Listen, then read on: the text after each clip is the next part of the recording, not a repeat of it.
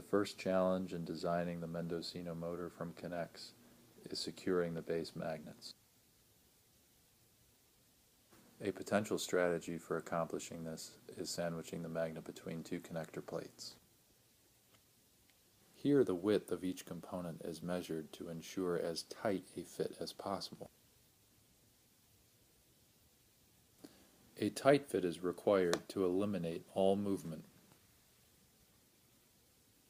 The width of all components is equivalent to 12 spacers.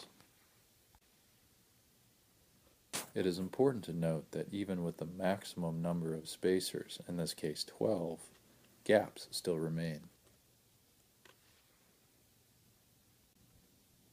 Here is the finished assembly with the magnet sandwiched in between.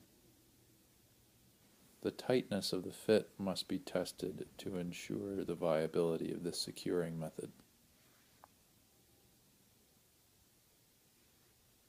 If the magnet's placement is able to withstand movement of this kind, it is reasonable to assume that it will not move when interacting with repulsive magnetic fields.